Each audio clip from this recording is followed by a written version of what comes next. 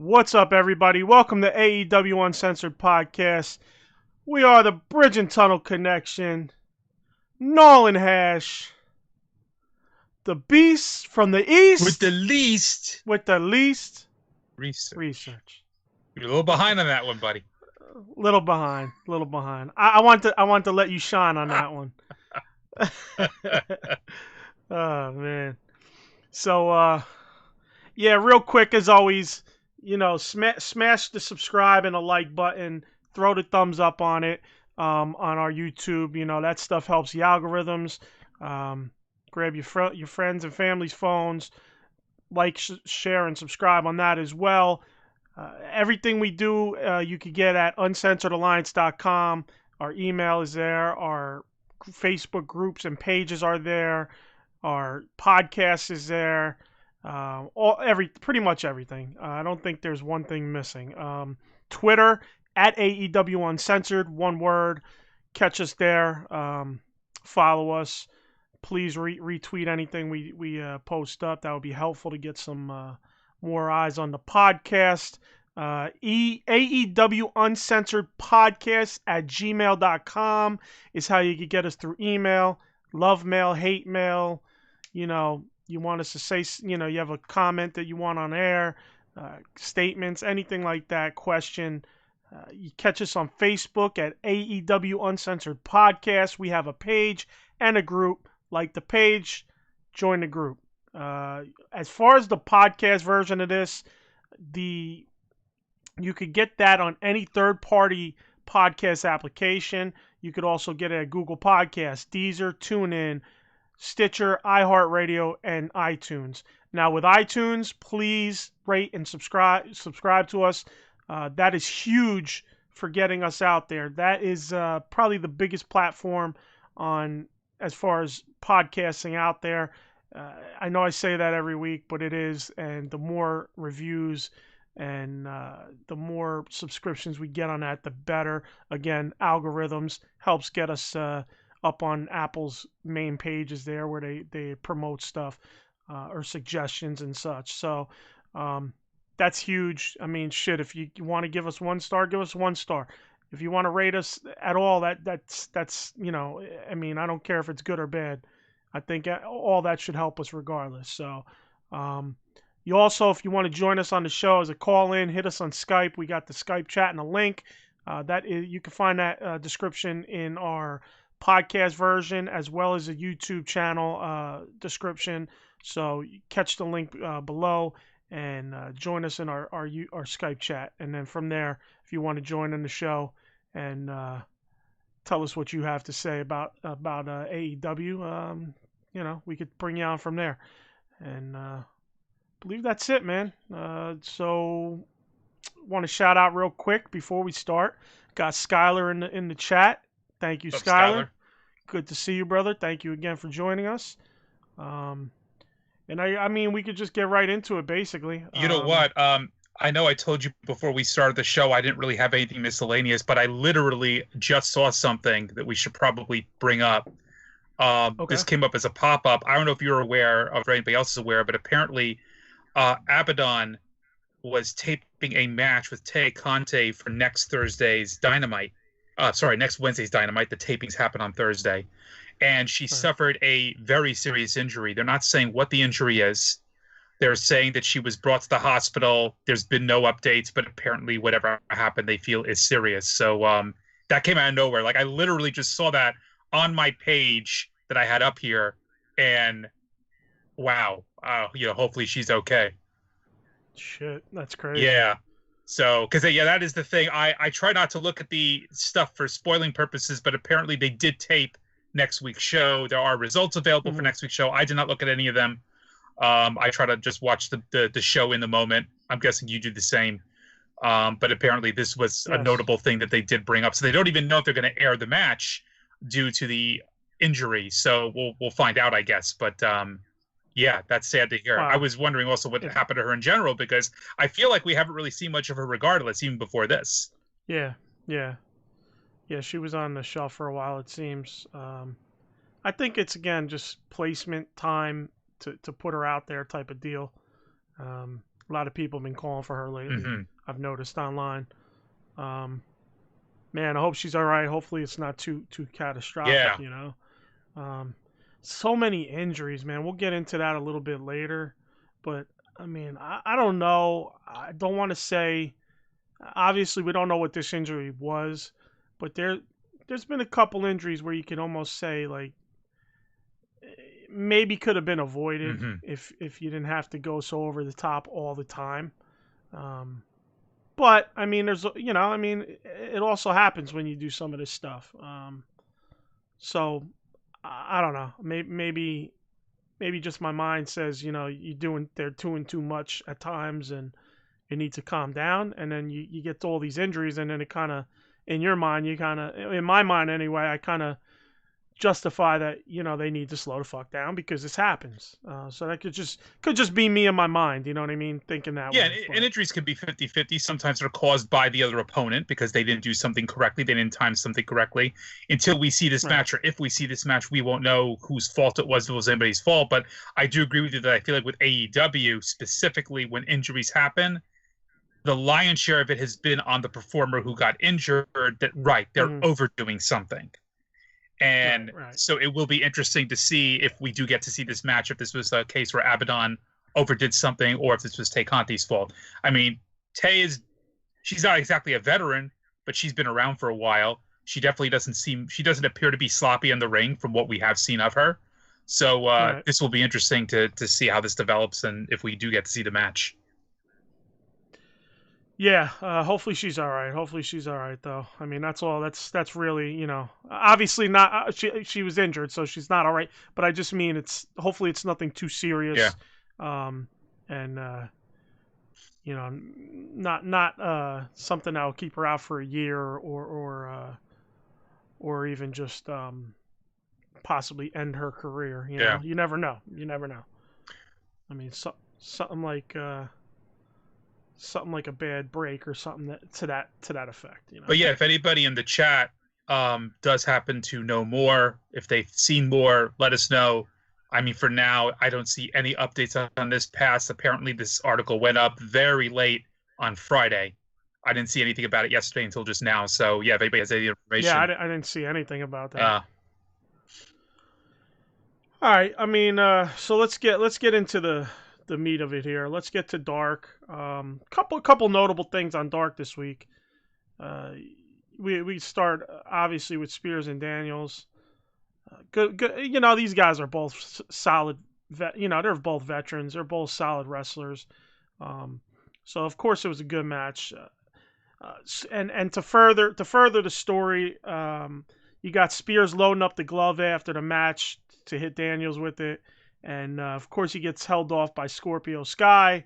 So, he said, "You owe me a moment." So there goes that whole thing where Scorpio Sky and him continuing their feud. It was a nice way to continue it. So I really enjoyed that. I knew something was going to happen there. That's why I watched it.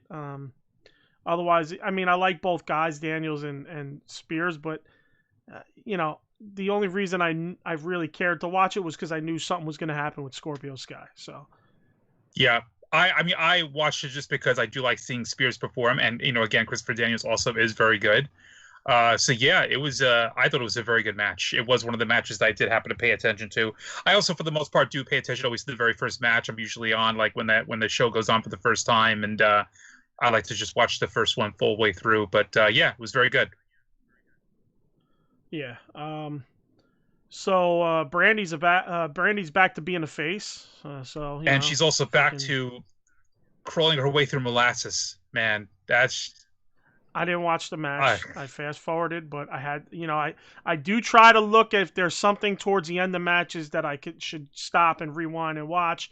And of course, I wanted to see the end of that, the very end. So of course she's in the ring doing her, "Oh, it's okay, I beat you, but I'm your best friend." She does this weird shit. It's the same weird shit she does when she comes to the ring with Dustin, and this weird bowing thing and this weird hand holding thing. Yeah, I don't get the bowing thing, man. It's really odd. And then right, she does the same, right, exactly. She acts like she's interacting with an old Chinese woman. Like every time, every time. Yes. It doesn't matter who it is. Like, yeah, yes. It's like, yeah. Jesus Christ, we're gonna get canceled for sorry, that. I Even though didn't. there was absolutely no malice in that. But there wasn't. But you know what? I gotta tell you something. You and Brandy reminds me of now as far as her when the way she moves in the ring. You ever play Mike Tyson's Punch Out? Yeah. One of my favorite Nintendo games. You got to the point with certain opponents, especially the earliest opponents, where they telegraphed everything. You knew what was coming. They'll be like, that's what she does. She does this like she raises her hand. She telegraphs every fucking move. Like in real life, if you're facing her, you literally could be standing there for a minute watching as she's about to throw a punch, and you can get out of the way even if you're slow as shit. It's really annoying, and it doesn't happen all the time. I felt like we were saying that she seemed to have improved over the last couple weeks, but tonight, this match, no, she was right back to it, telegraphing everything. Was it Piston Honda that used to blink? Yes. Yeah. And then he would do like But she reminds me of Glass Joe, because Glass Joe's the first opponent of the game. He's the slowest one. He's the one who really telegraphs everything to give you a chance to block. Yeah, to punch. Yeah. That's what she reminds me of, is Mike Tyson's Punch Out. Oh, that's so great. Oh, we got to come up with a shirt for that, too. Hey, Alex, what's up, brother? Thanks for joining us today, what's up, man. Oh, bro, that's so fucking hilarious. Yeah, I didn't watch the match, but I did note that. I was like, Jesus Christ. But again, what's next for Brandy? What is she going to do? This is going to fail, and she's going to do something else. At what point does Brandy just realize, yo, you are not a wrestler? Do something else for the company. I mean, we're going to get into this later, but they completely abandoned the whole Nightmare Sisters thing. They just abandoned it. We'll talk about that. I have some things to say about that, But yeah, it's like they just brought her back to where she was, and she's just doing the same thing. And so what? And I don't dislike Brandy, but it's like you got, it's because again, this isn't like a malice type of thing. It's just kind of eye rolling, It's just they almost had, like, early on. I gave her all these everybody was killing her. I was like, it's like whatever. Let's see what happens, and then it just literally skipped from one. It was like a rock you throw in the pond, Yeah. It just skip. It's just skipping one thing to the next, It gets. I just didn't really. I don't get it, and it's really starting to rub me the wrong way. Obviously now for a while, but I was actually getting into the Nightmare Collective thing that she was doing. Yeah. Same. And they just shut it off. Once what's-her-name had to go back to her show, Kong had to go back to her show, that was it. Like, they just shut it off. Like, I was getting into that. Yep. Speaking of that, I miss Mel. Where's she been? She hasn't been around for a while. Yeah, that's right. Whatever did happen to her? They just disappear. They fall off the map. They don't tell you why. Yeah, I just think it's a time issue with the show. Yeah. But anyway, back to my micro rant here is like, I really enjoyed this thing she was doing where she was having therapy sessions with who she thought was a person, and it turns out it's like a teddy bear when she leaves, I was really I was really fucking actually digging this. I was like, man, this is actually getting fucking interesting. And I liked how they were kind of like moving it towards, she had the head injury and all that. But for the hair thing, when they were taking people's hair, that was a little weird. I get it. They wanted Mel to shave her hair. So I guess, in a way, but still it was kind of weird. But other than that, I really was getting into it, She wasn't really wrestling back then that much, right? She was more directing them wrestling. Exactly. So Exactly. I'm fine with her in that heel manager role, I don't know if it's this weird thing where they think like, oh, well, you can't be a heel while your husband's a face. Well, again, that's the problem. EVP this, EVP that, and, like, my husband this and my husband... Fucking separate them and stop talking about him. Put a little kayfabe back in there, regardless if everybody knows. Yeah, exactly. So, anyway, it's just weird. Just, Brandy since then has kind of the whole thing has kind of turned me off what they've been doing with her. What do you got? Because I literally have maybe one or two more small things from this, not even matches that I'm gonna talk about. I mean, my only other really major note, which you're probably gonna get into as well, was the Butcher and the Blade match with Pillman Jr. and Griff Garrison. Okay. I thought it was a decent match. I was very confused by the end, which, again, we're going to also get into this a little further later on, is, Allie shows up again, who's been gone for ages now, it feels like, and she's back to being the bunny. So this is... She popped up in that match, or are you talking about later? She popped up in this match first. Oh, you didn't? Oh, that's right. Did you watch this match? Oh, I looked for it, but I didn't. I didn't look. I looked for it at the end, but I fast forwarded through the rest, so I didn't catch it. She made a very quick cameo in this match. She shows up as the evil bunny, and it's like, okay, we're back to this again. So in the middle of the, okay. Wait, you know what? Butcher and Blade. Hold on. Butcher and Blade. No, because that was at the end of... Yes, let me apologize for that. I'm thinking of the Butcher and the Blade. She showed up at the end of the Penta El Zero QT Marshall match. Sorry about that. All right. I had my notes. I just wanted to clarify that. Right. Because I didn't write it down. I remember it. It feels like one match the way she showed up at the end, but yes. Yeah. Yes. So it was the end of that. So yeah, she comes out as the evil bunny, and it's like, okay, we're back to this again. Yeah. What's up, George? How are you, brother? What's up, George? Good morning. Alex, I'm not sure if Kalisto's going to come to AEW. I think right now AEW's pretty much overloaded with people. Yeah, they got a lot of talent. So I think until they get that second show, I think they really might have to, just back off, maybe grab a couple of the young talent they've been working on Dark, if anything. There's a match I wanted to watch, but I just didn't. I was late. I was tired. Last night I was trying to catch Dark before the rest of Dark. But, Sean Dean and who do you wrestle? The guy who slipped at the pay-per-view. What's his name? He used to be what's his face? God. Anyway. Least research. No, my mind's not. My mind's drawing a blank. My mind's drawing a blank too. I can't remember. Oh, Sean Dean, Matt Sydal. Matt Sydal. Yes, that was it. Yes. Matt Sydal. Right. I was thinking of his. I wanted to watch it. Yeah, I wanted to watch it because I was like, I really want to see, Sean Dean against somebody where they could go back and forth, Yeah. And I just was like, whatever. I'm already sold on Sean Dean, so I'm like, whatever, I'm good. I did notice this week's Dark was 2 hours. So, I mean, they've had literally 15 minutes to 2 hour shows. So this show can go as long as they want.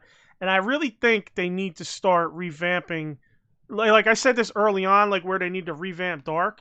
And that was, they needed early on to stop with just throwing random matches. Now they went from doing that to turn it into an enhancement show like Superstars and WCW like main event or worldwide.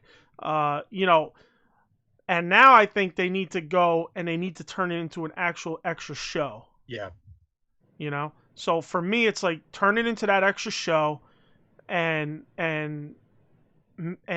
use that time, You can if you're going to like use 2 hours, sprinkle in some enhancement matches in between there, but build some stories for some mid-card guys, which they're kind of doing, but I don't think they're doing a good job doing in terms of like really investing you. I think there's too much enhancement matches, jobber matches, but like, Scorpio Sky, Daniels, and Sean Spears. I like that. Okay. I like the Bunny and the Blade and the Butcher and all that, but they didn't do that well. We'll talk about that in a second. They're doing the Sean Spears thing pretty well, as we'll talk about again in a second. But I think they need to like kind of weave it and make it a little more compelling, like they do Dynamite. Where Dynamite, you're like, oh shit, you kind of want to make those smaller shows more compelling. You don't want to make that smaller show more compelling for this stuff, so people want to go watch it and they don't want to fast forward through everything. Right. So, so get to the bunny thing. See what you got there. I mean, just that she comes out. She's obviously now against QT Marshall. She's a heel again, as if she ever was not a heel. They never really identified exactly what she was, but they kind of did position her now to be no longer in QT Marshall's corner. But in addition to that, again, yes, she comes out as the bunny. I feel like, and this is again a problem with this overall product, they don't know what they want to do with her. And it almost feels like this is a demotion, because don't get me wrong, I love seeing her as the bunny. But, they had her in a relatively prime time kind of a role as the Nightmare Sisters as Brandy. Because again, we say we want about Brandy, that's still prime time to be, paired up with her. And it goes away, and she's back to being what she was well before then, and it feels like a demotion, and it feels like they just have no idea what to do with her. Which again seems to be an overall problem in general with a lot of these characters. Real quick, Skylar says Spears needs to be on Dynamite more. I think so, but I think they're building to that. I think if they do it right on Dark, I think building towards him on Dynamite is gonna happen. I do agree. Spears has been doing some good shit lately. Okay, now back to what you were saying. I don't think necessarily it's a demotion. I think okay, I like her with her husband, obviously, and that being her with that group. I'm not a big fan of that group. I love Eddie Kingston. I love Butcher and the Blade. I love the Lucha Brothers. I just love them all separate. Yeah. You get what I'm saying? Same. Yeah. So if she's going to be with that group, I like her being with that group. Just doesn't have to be only a valet. I know, what I said a few weeks ago, I was always just a fan of women as valets, not wrestlers, but I shouldn't even have rehashed that right now. But what I'm saying is with AEW, I'm giving women's wrestling a chance, and I really like her as a woman wrestler. She is very solid. By the way, side caveat, I am a huge women's MMA fan. Women in MMA are fucking amazing. So it's not a woman thing. It's just like a thing. I don't know. It's a weird thing. I can't explain it. I don't want to break it down. I'll probably get myself into more trouble. But what I'm saying is, I really like Allie, Bunny, whatever, as a wrestler. So what I could see is her being a wrestling part of that group. You know what I mean? So I don't mind her being in that group. I don't think it's necessarily a step down, but if you only keep her as a valet, that is where it becomes a step down. And I don't understand, what the deal is, why they're not allowing her to get on TV in these women's matches. I don't understand it. What are they missing? They're putting these shitty wrestlers on the TV, and they're not putting her on TV, which she's a great wrestler from everything I've seen so far. Right. It doesn't make any sense. Yeah, it drives me nuts. I just, but that was such a weird segment. Like you said, she walks out and walks, number one, she walks out. Oh, okay, so QT, she walks out, stares at QT, QT sees her, and I mean, that's it. There was no interference. That's not to say I'm against you now. Right. There's no distraction. No. There's no This is why I'm saying it wasn't done well. Yeah. Do these mid-card things on Dark, which we would like to see, these mid-card level guys having stories, but do them well. Do them like you would do them on Dynamite. Don't just go, run her out there real quick as QT looks at her and then run her out and then make her leave. Have her distract QT or something and cause the loss. Like, this is little stupid shit that, what the fuck are, what are the, a fan shouldn't be telling you this, Exactly. So I don't know. I'm glad she's back with them. I'm glad she's out of that bullshit storyline, but could they have done it better? Yes. Aside from that, the only other thing I have, was Scorpio Sky. I like this at the end of the Sky match where Sean Spears' music hit. Yeah. and he starts looking around like, oh, like where is he? Like he's coming out, and of course Shawn Spears doesn't come out. So that becomes you know, it just like it's like a paranoia. Like you always got to be watching out for yourself now. He didn't come out this time. Will he come out next time? You know what I mean? So I really like that. I like what they did with that. You know, it was a very small but great touch, as to where the alley thing was very small and fucking awful. Yeah. You know? So you go from I don't remember. I think this came before that alley thing, no? I don't remember in the order. I probably did because I have it written and I don't have the alley thing written down. The Butcher, because I didn't take notes when I finished off. Yeah, I'm looking at my order of notes as well now. I kind of had this written all over the place, which is why I messed up with where I said that she entered in. Yeah.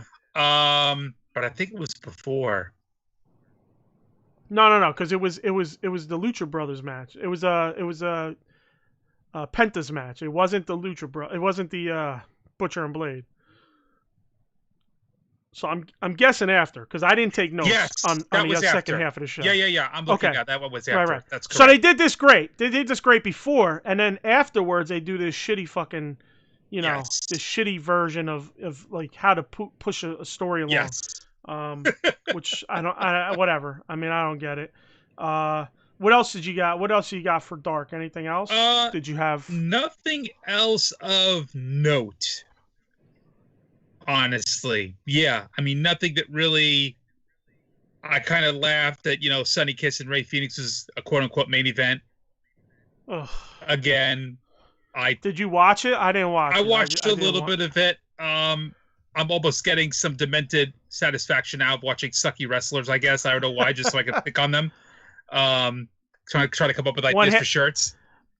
One half of the Indie-rific Express. Yeah, exactly. I mean, it wasn't bad, but yeah, Phoenix was obviously the star of that match. So, yeah. Penta. Was it Penta? No, Ray Phoenix. Ray Phoenix faced. Oh, that's right. Penta. That's right. You're right. Yeah. So Ray Phoenix versus one half of the Indie-rific Express. That's right. Yeah, I was curious. I was gonna watch that match. I watched like a minute of it, and I was like, I'm done. Not because I didn't saw something crazy. I just was like, I don't feel like wasting time on it. But so there was was there like anything drastically stood out, like no, nothing. Kiss's performance. Nothing that really stood out. Overall, just the way he performs just doesn't work for me. He doesn't feel like a professional wrestler. Gotcha. I can't identify it without saying the wrong thing, but he just doesn't. You know, he just, I don't know, doesn't seem to belong in there. Especially when you have him. I mean, I think Ray Phoenix is a pretty good performer. So it kind of, the spotlight is shined more on a poor performer, I think, when they're facing somebody who is a very good performer. Right. Whereas if you have two poor performers, you know, facing each other, you might mask how bad they are because they both suck. Right. So. No, I got you 100%. They need to put Sonny Kiss in the ring with other poor performers. I think the problem is some of the issue we have with some of the women is like he doesn't put anything into his stuff. Like he doesn't put any realism into his craft. Right. And I don't know how long he's been wrestling. Right. But we're going to talk about realism. Oh yeah. We're going to talk about realism in this product, but yes. Yeah, it takes you out of it, to say the least. Yeah, so all right. Let's get off of this dark bullshit and get into Dynamite. We're literally moving from dark bullshit to light bullshit. Now, I know you fucking were riffing on this all week, well, since Wednesday, in private with some chats, but I thought the show as a whole was good. Mm-hmm. 2 segments, one I thought was dog shit, trash. hopefully George will join us live soon today, and I'm sure he will have a different. I believe he has a different opinion on that, and George, don't take it personal, but I'm gonna rip you. But we got, and then I have another match where I have another segment where you just know how I feel about these types of fucking matches. Mm-hmm.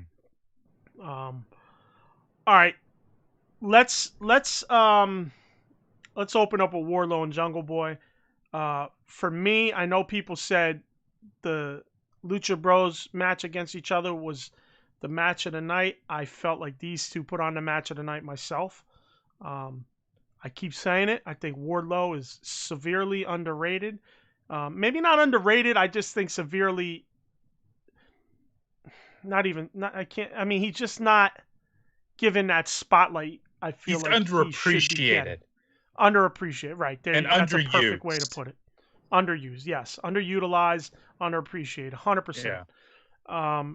So, for me, Jungle Boy always shows out, man. The guy's, he's so good. He's such a good wrestler. Wardlow, so slept on, as we just said. He's just good. He gives you, he makes you, he makes you believe it, and he's smooth when he does it. You know what I mean? It's not clunky. It's not, it's not messy. It's really solid shit. And he's athletic as shit too. I mean, obviously a big guy being athletic is great. Obviously, Jim Ross caught a lot of heat for apparently saying the same thing as, big guys, big athletic guys sell tickets, like whatever the fuck he says. People got their panties in a bunch about that. Which, while he's saying it, I'm rolling my eyes, but I'm not gonna make a big deal about it. It's just like whatever. Right. I didn't think he really needed to say it, but it was pretty eye rolling. It's a very archaic Vince McMahon style of thinking, and he still obviously prays at that altar. So, yeah. But there's just so much more you can say than that. Yeah. So last week, I believe we both picked Jungle Boy on this match, right? I think we did. Yeah, if I'm not mistaken, I don't keep track of this shit. We make our picks and we forget about them. Yeah. But when is the pay-per-view? Next week or the week after? The pay-per-view is the 7th. So, right, it's the week after Halloween. Because I remember you and I were talking that I couldn't join you that day for a hot tag. I'd have to be the day before. So we'll do Friday. Yeah, so it should be right. So I think it's Saturday. I should be home sooner than 8, but we'll keep it. We'll make a plan. We'll figure it out. Probably, a little early. We'll probably make a plan like Thursday, and then we'll shout it out in all the spots that we're gonna. Yeah. So you could hopefully catch us live on YouTube. But I don't know. Sorry. That just made me think about the picks we were going to do for the pay-per-view. So we both thought Jungle Boy. And you know what? Like, the more I think about it, I get why they put Wardlow there. Now I get why they put Wardlow over. Wardlow's the big hoss, the guy that's going to come in. He'll throw you around. He'll beat you up. So I think the plan here is Kenny has an easier path. We'll get to his match in a second. Mm-hmm. And Hangman has to go through the hoss to win the match. Obviously, him and Jungle Boy would have a great match, but Wardlow's going to put some pain on him. You know what I mean? So that's going to be interesting what they do next week with that match. Absolutely. Does he take a real beating and pull out the win after getting beat up a lot, or how they're going to do it? I'm going to gather that's what's going to happen. Yeah. I feel like he's going to take a real bad beating by Wardlow, and then come out on top. Yeah, I'm thinking you're right about that. So yeah, in hindsight, I kind of went with Jungle Boy because, I feel like they've been showing him as a hot hand.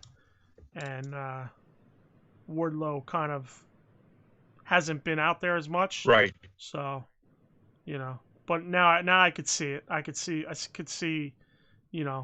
what I missed prior to our call on who we thought might take what. Yeah. They do a recap of the promo from last week's Dynamite that happened after the show went off the air, which was fucking amazing by Kingston. Just telling him how Mox left him behind. You got a pretty wife, and you got this, and you got that. Having him sit up and look at me. So. I really like. I mean, I don't know how many times we could say it, but between Kingston and Moxley, they're the best promos in the game. For sure. Hands down. Hands down. They just make me believe it. They make me feel it. Yeah. I love when those guys are on the mic. Yeah. They frankly should be teaching others certainly in this company how to do it the right way. Right.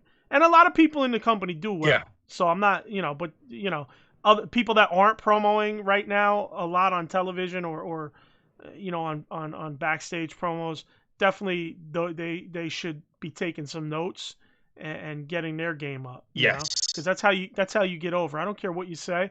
You could get over. Rey Mysterio got over on his work. There's guys that could get over on their work, but you could take it to the next level if you could do both. Yes. You could be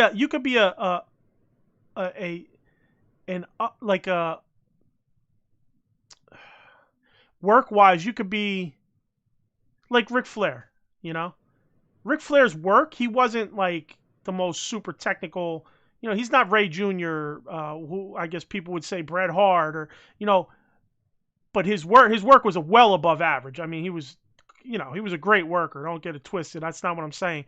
But his talking and his ring work together made him just who he was, Absolutely. Because and I guess I should. Man, that's kind of a bad.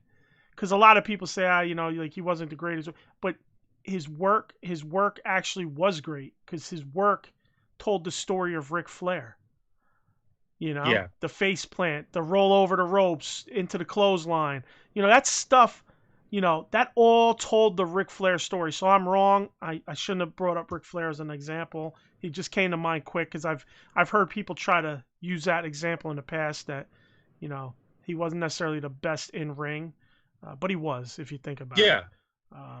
If you really think about it, he wasn't super. He wasn't Ray Jr. He wasn't maybe technical Bret Hart, but technically he was probably ring wise he was one of the best wrestlers in the business. Yeah.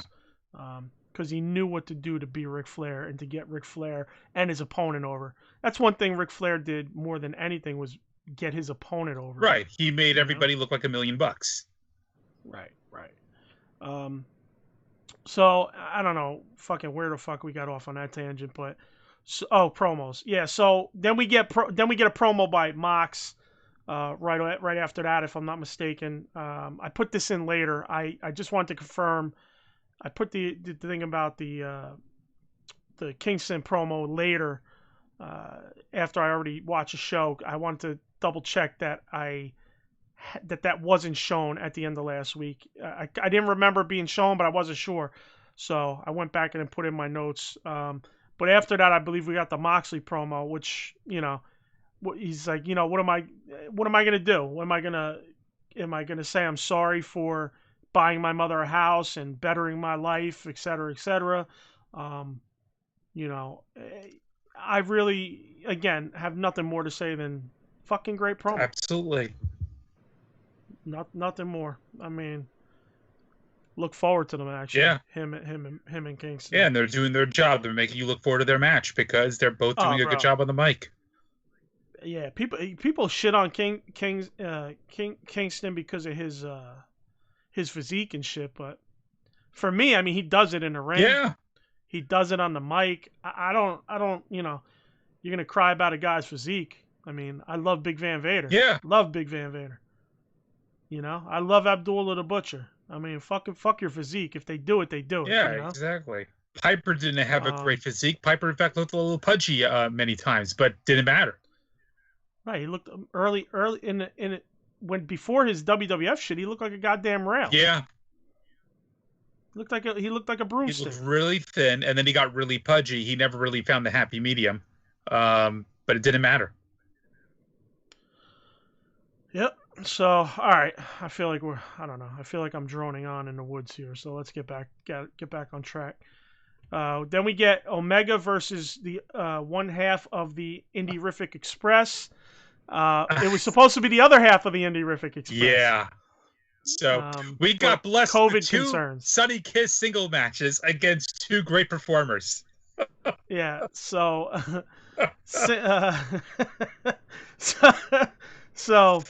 COVID concerns for Joey Janela. He what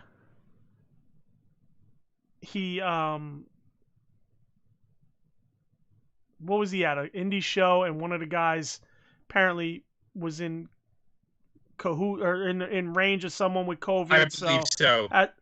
As a precaution, they kept him off. He was pulled because he wrestled somebody who had tested positive. Oh, okay. See, I had heard somebody at the show had been around someone that tested positive. I had taken down notes on it that I thought they had said that it was because, and again, they could have been incorrect on the air, but they had said that he was pulled after wrestling somebody who had tested positive. So commentary may have had that incorrect, but that's what they had mentioned. Listen, bro. I mean, least research, right? There you go. I'm going off of little fucking nuggets I hear throughout the week. Yeah. Skylar said earlier, we were talking about the promos. He said their promos convinced me. I want to see Kingston say I quit. Yeah. There you go. That's probably the way it'll go. I mean, obviously. Yeah. But so back to Omega versus one half of the Indie-rific Express. Yeah, they overplayed their hand on this a little too much with the whole cleaner thing. You really liked it. Have to have 2 women out there with brooms as part of that entrance. Yes. But it wasn't the idea that you and I came up with was that he was going to not display any of this until he gets into the end of the tournament. He faces Hangman Page. He loses his shit or whatever, or whoever he faces. I mean, I agree that would be great, but I'm also not against this. Skylar says amazing Omega entrance, bringing out the brooms. I agree with them. Alex says, how come they didn't test the guy before the match? Yeah, that I couldn't tell you. He was probably tested, but it could have been a guy that he was around someone he didn't, he found out afterwards, so we'll see. But so as far as the entrance, I get that it would have been nice to go the route we were talking, but I also like this, the women dancing with the brooms, him getting at an extra long entrance, standing behind the curtain. It just builds him up more. And I feel like this is a Japanese style thing. Yeah. Where they have the women with the brooms. Sure. And, I like that. I like that aspect of it. The over the top entrance. So I liked it. I know you're apprehensive because you liked our plan better. I did. I really did like our plan quite a bit. But I liked it. I didn't mind it. I still think he'll go full cleaner. Yeah. Probably when we were hoping he does. Yeah. But it was mercifully a quick match. I don't know. You can laugh about it. Couldn't even get a fucking 10-second match done well. No. Couldn't get a 10-second match done well. And they probably realized that once Joey Janela couldn't make it, they're like, well, fuck, this is going to have to be fast. Yeah. Thinking they went in there, they said, all right, make this quick. Yeah. Skylar says it was destined to be an ultra squash for sure. And rumors are 2021 is Omega's year. Yeah. I heard the same. Yeah. Yeah, I mean, couldn't even get a fucking 10-second match done right. Kiss is awful. I mean, fucking A, bro. Like, just put him on dark until he can sell and be smooth in the ring. Yeah. everything's telegraphed. Poor Kenny's, like, the whole thing here is to make Kenny look like a monster who comes out and crushes you and takes your head off. Every time he does that the fucking running knee, like, it looks like he's taking people out hardcore. Like, it looks legit. Looks like he's knocking their head off.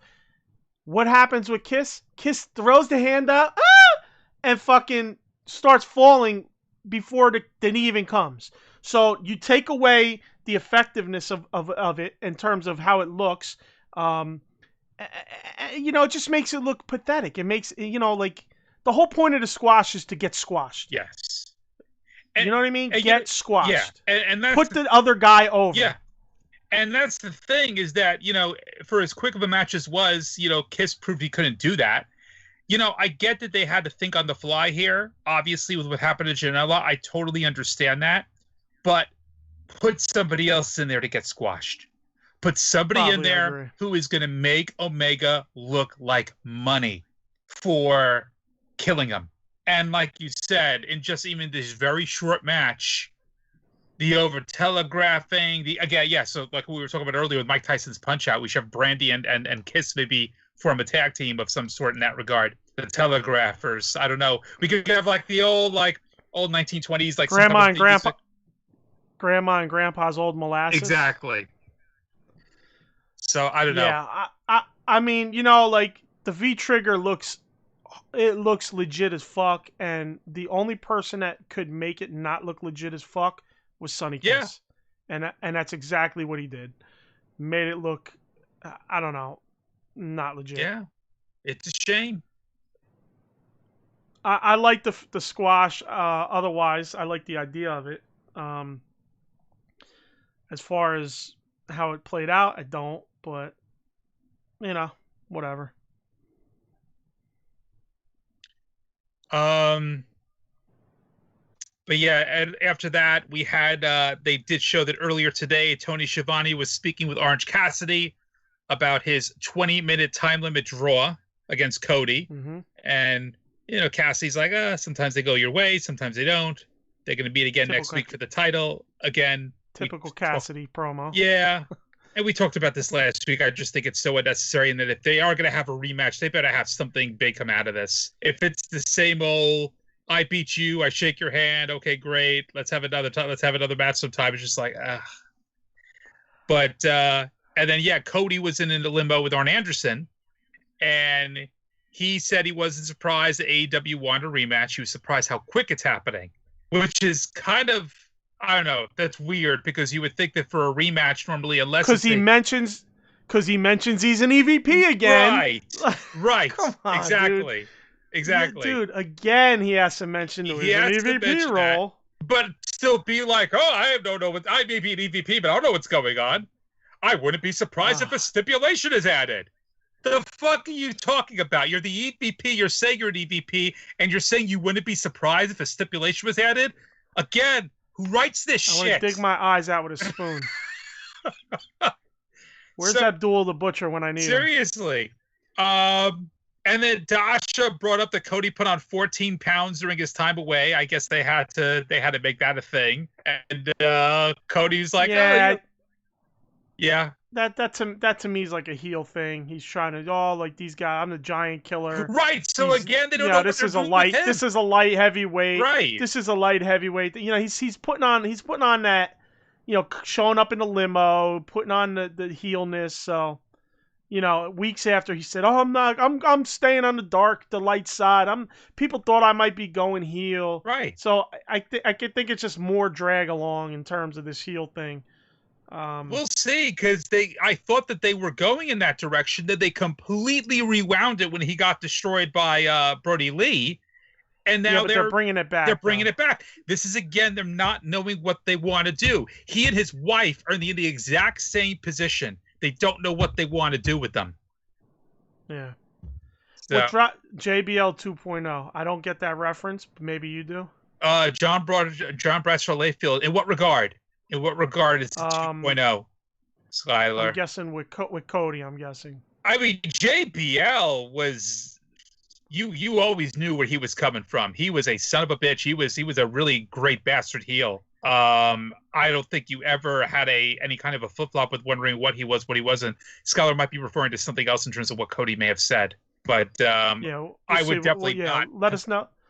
Yeah. Let us know what direction you're talking there, Scholar. Yeah. I'm not a WWE. I don't know. I know him. I don't know anything about him. But oh, shit. What was I just gonna say on that? The stipulation. Now, while we wait for that, we'll talk about the stipulation. It's gonna be a lumberjack match. So we're gonna have another stipulation match. It's going to be lumberjack. We're going to have an I Quit match. It's going to be at the paper. What did I say? What was it, a week or two ago? What the fuck are we doing? We're abusing stipulation matches and specialty matches. You're trying to do it twice in a pay-per-view.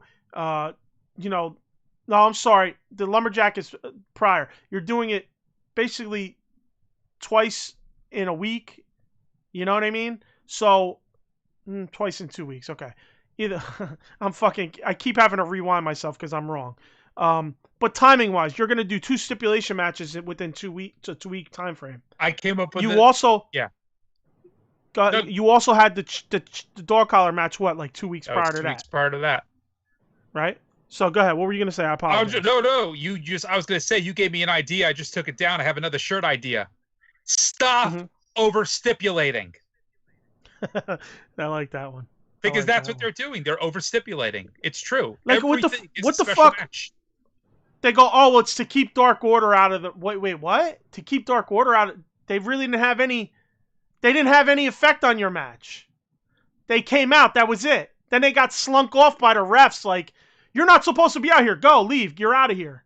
Wait, you're throwing guys out that just came on their own volition. It's not like they were at ringside, did something, and you had to throw them out. The refs are throwing them out like they were at ringside, of their own volition. No, they came out of the crowd. They attacked. They tried to attack. They got slunk off by the fucking refs, which was stupid, as we spoke about. But it's like, what do you need a lumberjack match for that for? It doesn't make any sense. That's not how you lead. You don't lead a lumberjack match into that stipulation. No. Like if Best Friends had come in and interfered in a match, then you go, we need a lumberjack match. Because now, that's the whole point. The bad guy versus the good guy, the bad guy, or, whatever, heel, face, whatever the fuck.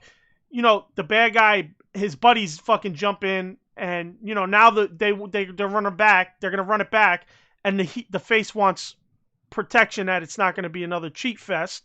So then they go, we'll make it a lumberjack match. So I don't know. Maybe I'm wrong. Maybe I'm overthinking it. But it's like, you don't need a lumberjack match in that situation, number one. No, I guarantee you Dark Order is going to be in that lumberjack match too, by the way. Which is like, your whole stipulation is because of Dark Order, you're having a lumberjack match. But I guarantee they're lumberjacks. Which would be the stupidest fucking thing on the planet. Right. If they aren't, I'll take it back. But somebody in the chat remind me of that next week. But again, it's just stipulation after stipulation after stipulation. Save some of this shit, man. Yeah. We make them fucking mean something. Yep. Yeah, make them mean something. Make us want it. Make us excited when that happens. Obviously, I'm excited when an I Quit match comes or a fucking, a dog collar match. But make it fucking mean something. So Skylar reiterated the JBL thing. He said limo suits, etc., but a much worse version. Oh, yeah. I mean, I guess. I feel like there's a lot of heels that they did that with in WWE as far as they got a limo. In fact, did JBL really have a limo? JBL more had that custom cow car that they would have his, theme music go off. He would come out in this very Texan long automobile. It wasn't really a limo, so to speak, but I see where he's coming from in that regard, I guess. Definitely a much worse version. Yeah. And Skylar just said it looked like there were Dark Order members pictured in a promo image, which is exactly what I recall seeing in that promo image, which I said to myself, if this is supposed to be because Dark Order did a run-in, why the fuck would Dark Order be in the pit? I mean, you know what I mean? I get it. You get a good side, a bad side, but technically it's a good side. They're both good guys, technically, right? So it shouldn't be a bad guys out there. It should be all faces, just keeping the match at bay. Exactly. And that's the other problem with this is exactly. For a lumberjack match, it's normally a face versus a heel. You got faces on one side of the ring. You got the heels on the other side of the ring. Exactly. It makes no sense to have any heels in this lumberjack match if it's going to be two faces facing off. And on that note, there should never be two faces fighting each other in a lumberjack match for that reason. Right. So, whole thing is kind stupid. Of fucking weird. Kind of weird. I don't know.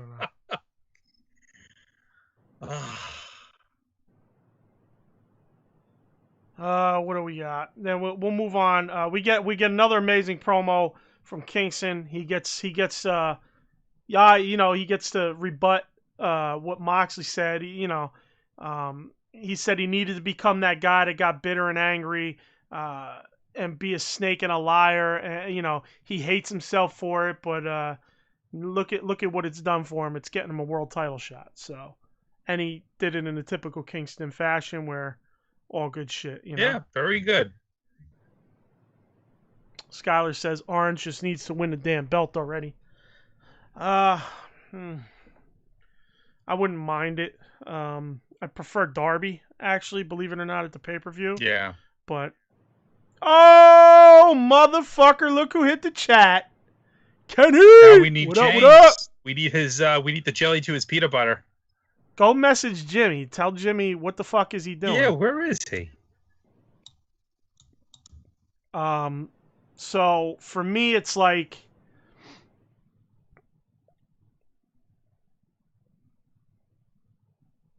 I forgot what the fuck I was just gonna say. Oh my god. We were talking about what before, Kenny? Kenny, see, you threw me all off, bro. Holy shit. It's good to see you, but I was like in the middle of something. I saw you come in.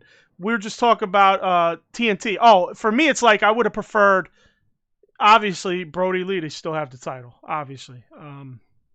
So, I mean, if it's not him, obviously, I'll go with, if I say obviously again, just punch me. I'd rather see Darby take the title, Agreed.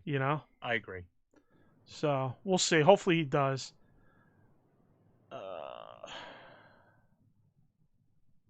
Yeah, Kenny, I don't know where Jimmy's at. I forgot to shoot him a message. I just messaged. All right, so what do you got on Kingston's promo? Did you take anything off of that? No, just again, I loved it. Yeah. Again, he every time he talks, it makes you look forward to the match. Does the job it needs to do. Yeah. But yeah, he went to commentary to watch Phoenix versus El Zero. Yeah. Pretty decent match. Yeah, I like this match. I know a lot of people were like fucking blown away by it. I wasn't blown away by it. They obviously worked a great match. Yeah. It's not, trying to drag them down at all. But I don't think it was blow away, thought it was great. One of the things that really we'll talk about it. I was excited to see Kenny and Phoenix, but let's talk about what happened in the match. I had to go back. I heard about that. I didn't catch it at first. I don't know how I didn't catch it. I probably was like kind of in and out watching it. Phoenix went for the top rope Hurricane Rana, but he did the scissor leg cross version where he springs off the top, then he crosses his legs and yanks the neck that way, and then he does the flip under. When he went to flip under, he landed more on his back of his head and neck, instead of on his back. So he looked like he got fucking rocked pretty good. I'm trying to remember off memory because I didn't take notes to this because I literally just checked it out late last night. But I mean, he would look like he's foaming at the mouth too. I don't know if it's just because from wrestling, he was, how you run or you wrestle, you get a little foamy in the mouth. But twice I'm like, damn, he looks like he's, he spit once. I seen him spit on the mat a little later, just before he kind of got his bearings back. And it was an up-close shot of the ref asking him, like, are you okay? But he knocked himself pretty good there. And because of that, he won the match. But because of that, they're taking him out next week as a precaution, and it's going to be Penta versus Omega. Yes. I don't know if they were going to squash Phoenix like they did Kiss. I don't think they would, but that would have sucked because I'd like to see these guys go at it. But now Penta and Kenny, what do you do? Are they going to squash Penta? Who knows? We'll see. I don't see being able to squash Penta. I think it'd be a bad move by AEW. Yeah. I would have thought it'd be a bad move to do that to Phoenix as well. It feels like anybody who faces Kenny Omega is cursed. Right. Again, I swore Penta was going to win this. I mean, I think you did too. Yes. Little bit shocking, but maybe I get it because maybe they felt better after seeing the Kenny match. Maybe they felt better squashing Phoenix than they did Penta. Maybe that's the reason. That could be. Makes sense. But now it's here nor there. But again, I love the match. I had no bad intent. I just didn't. I'm just not gushing that it was the greatest match. A lot of people were blown away by the match. I wasn't blown away by it. They were both great wrestlers doing a great. Had a great match. Let's see what we got in the chat.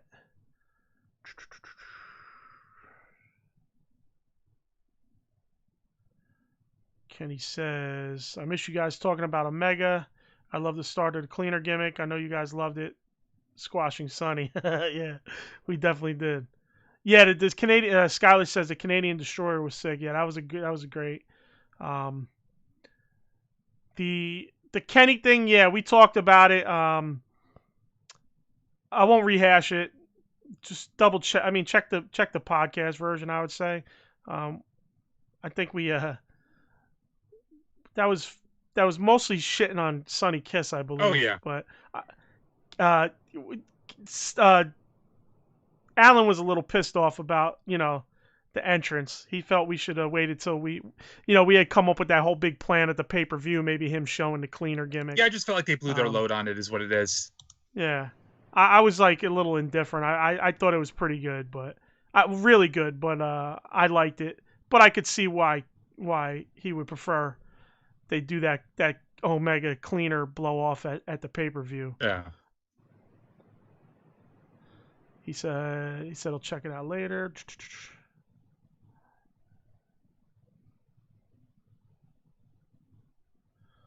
All right, so we get a video package for Best Friends and Miro and Kip Beef. I must have missed this when this happened. When Miro came out, I saw it on the clip for the promo. Miro had come out to attack the Best Friends from behind. I do remember it happening, but I missed this part of it. What's his name goes down? Trent goes down, and Chuck Taylor does what he does. Lazy as fuck to a knee, kind of doesn't go all the way down, and then like stumbles to the corner. Like he doesn't even fully go to a knee. He goes, he moves forward a little bit, then he drops to a knee and kind of goes to the corner. Now, I could be overstating this.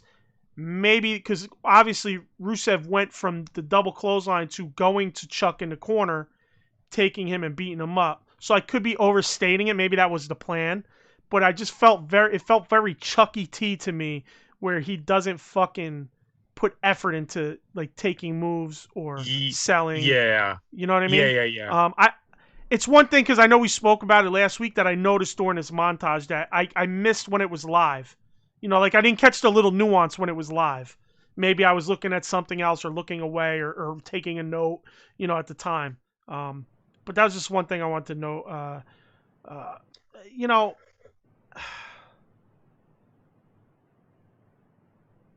I like the montage thing was good, but it's like the whole premise of why that beef started is still kind of stupid to me. It is. It's silly.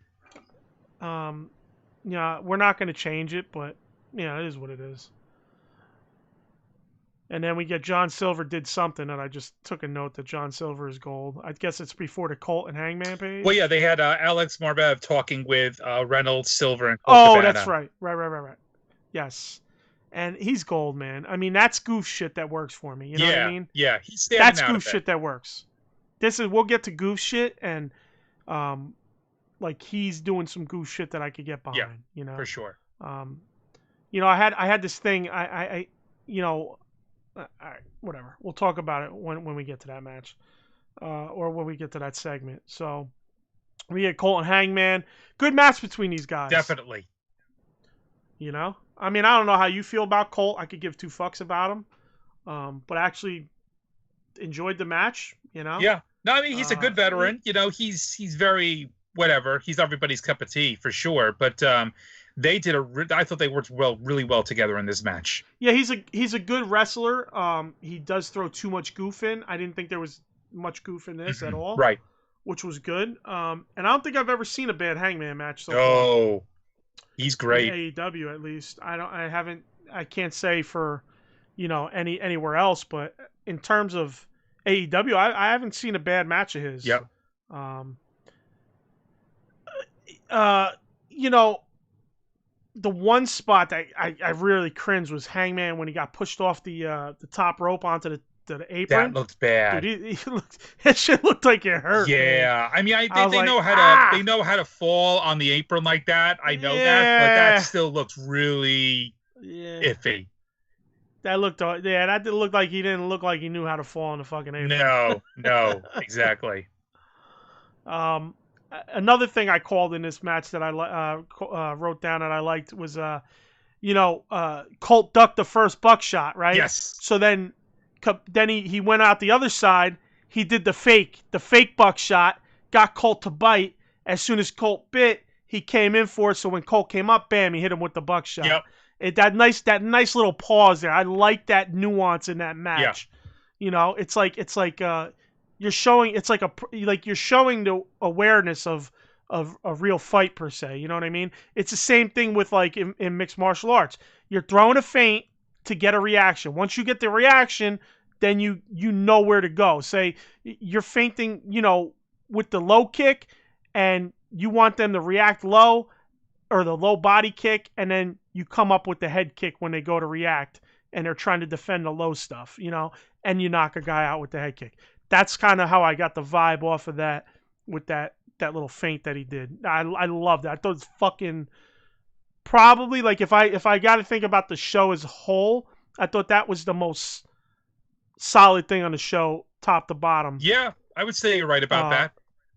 In ring, I'll say, because obviously I love the promos of Moxley and Kingston, but that little tiny segment was it's like a microcosm of wrestling, you know, of fighting, and it was so fucking well executed that I just really I was like, holy fuck, I love that. I really love that. It's a nuance that maybe you don't always get in wrestling. Yes. You know what I mean? Certainly not these days. So, right. So it really shined through for me.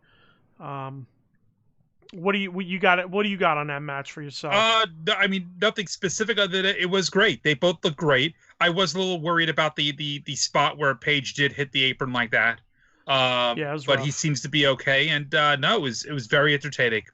So Page moves on to face Wardlow. Yeah, so we'll see what happens there. Again, maybe a rough one for him. So, we get a quick Sammy and Hardy vignette, and one thing that I guess they announced a match. They're having a specialty match too. Did they announce a match? Did you notice that? Yeah, I heard somebody. I forget where I heard it, but somebody had mentioned. I don't know if any of you guys in the chat had heard about a specialty match for them, but yeah, because I don't think they brought it up on the show. I don't know. Did you notice the picture that Sammy burned? Was that a picture of Sammy in front of the Hardy compound? Oh, you know what? You might be right. I don't know if it was, but that's just like good foreshadowing if that's the case. Right. Okay, Elite Deletion match. So they did announce it. and me and you both missed it. Unless they announced it later on. It's on my notes where I'm seeing right now. I have to keep going down. I may have made a note of that, but I can't remember now. Okay. Least research even while we watch a show. Exactly. So forgettable. I don't know if any. So forgettable. You forget about the show when it's over. Yeah. Don't say that. Sorry. I just have a bad memory. That's my problem. Yeah. So I don't know if you guys. Yeah. Okay. So Skylar said. I was gonna ask this. Skylar says, yeah, it was a Hardy compound. Yeah. So okay, that's what I assumed as well. That it was a picture of Sammy in a car in front of the compound. Kenny says Elite Deletion definitely sounds like a Hardy compound match, right? So we're finally looking like we're gonna get that Hardy compound match. Now, Skylar, did they mention if that's gonna be at the pay-per-view?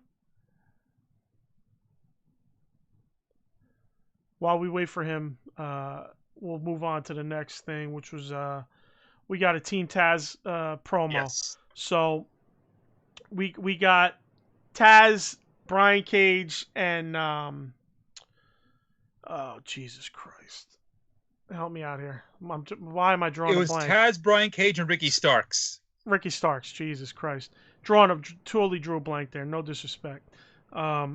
So Taz comes out. He wants answers from Hobbs. Now, here's my thing about some of these. This happens with some of the things that AEW is doing.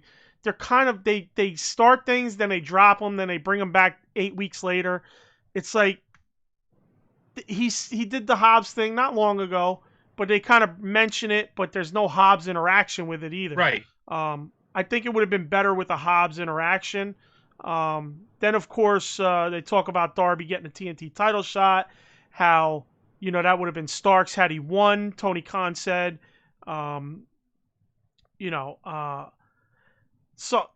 it was a little out of place, but it touched on some of the stuff that's going on just to keep it fresh, which I like. Which, again, I just said, some stuff, it feels like we'll see it 3 weeks ago, then we won't see it for another 3 weeks. And, and then again, it'll be gone for another 2 weeks. So it's not as fresh in your mind. So I don't mind this. I felt that it did feel slightly out of place on the show for me. Just randomly them walking out. Yeah. But it was good. It was good either way. Him, Starks, delivering the promos.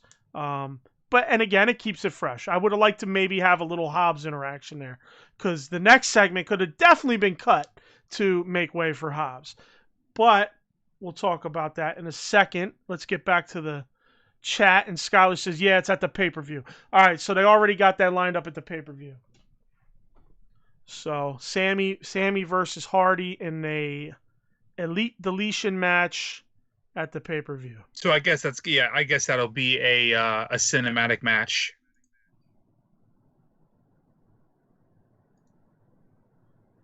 Yeah, I'm gathering. I would hope so after all the fucking beatings that poor Matt Hardy's taking. Yeah, seriously. He's just getting bludgeoned every week by Sammy. All right, man. So start off this next segment, because I got some. Do you want something? Do you want anything? No, I mean this is something where I think we said going in we thought this is going to be pretty entertaining, because on paper they're meeting up for a steak dinner. Normally when they have like restaurant skits in wrestling, they do become relatively entertaining. Okay. And it started off not terribly. I did like the back and forth. They're trying to one-up each other on how rare the steaks are. That was pretty funny. That was actually probably the best part of the entire freaking skit. It's when it went full out fucking Broadway that, oh boy, who am I going to piss off here? I'm going to piss off Kenny here. This not only lost me on the entire show, it lost me on the product, it lost me on MJF. I'm sorry, Kenny. This shit lost me on MJF. And I'll tell you why. I know this is Chris Jericho's idea. This entire thing has Chris Jericho's DNA all over it. We said last week, and I'm going to continue saying it based on this week, that Chris Jericho is trying to recreate this magic that he had with Kevin Owens. And the story with Kevin Owens was so much better, more organic, and more entertaining. and it had one hell of a payoff. Now, there's no payoff yet for this, and I quite frankly don't really care much about the payoff after this. But we had been saying for a long time now, MJF sold himself as one of those true Mid-South 80s heels, He never blinked. He was always a dick online, on Twitter. He was a dick in person to kids. He never broke the fourth wall. He was one of the very few personalities in wrestling today who didn't. Now because of Twitter and because of in-person events and because of the media, you don't really get to see anybody remain in character anymore. You know what I mean? MJF, up until now, was immune to that. He allowed himself to always remain on point, that heel persona, be a dick, and he flushed it all down the toilet with this, because I don't care who you are, if I see you on a wrestling program breaking out into fucking song with music and girls in the background, you lost the... what's that?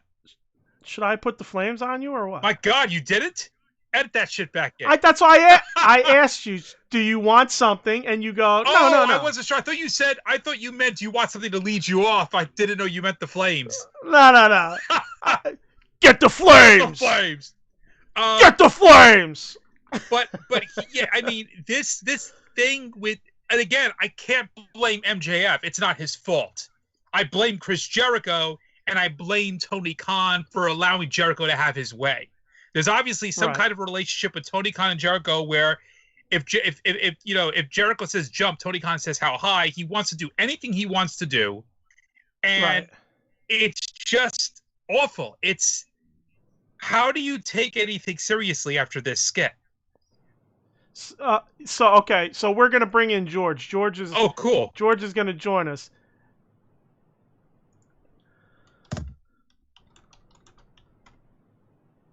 All right, so this is a segment that George had an opinion on, so I figured it was actually perfect timing. That's great. All right, so we'll bring George in, give him a second to come in, but let's see what they said in the chat.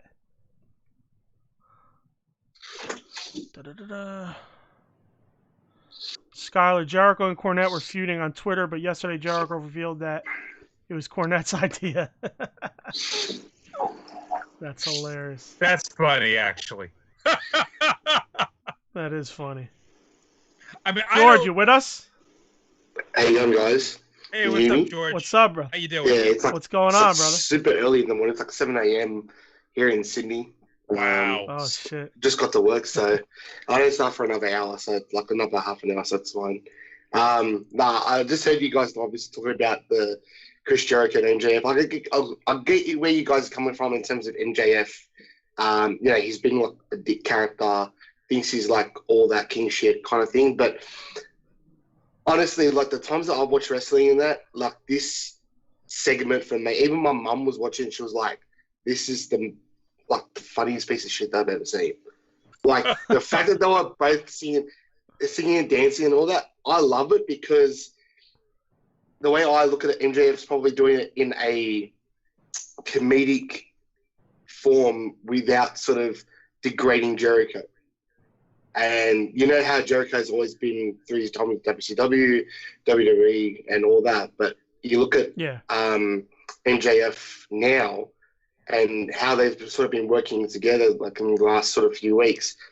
Eventually, I think you'll get like what you saw when he did that wrong with Moxley, being that, the asshole kind of thing. But he's doing it more in a like respectful manner, I guess you could say first, and then you might get that whole like, oh, well, you're just a dick to me.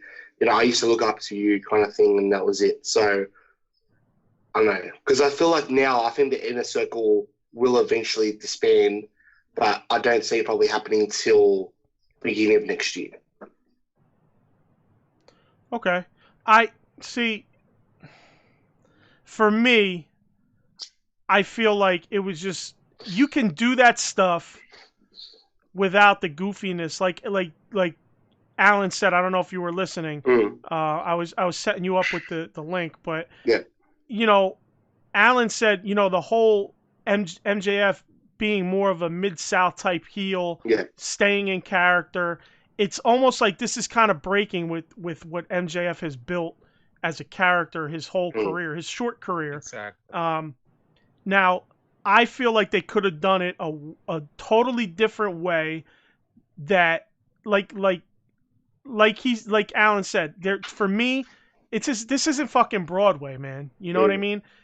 I don't want to see a Broadway show on a wrestling program.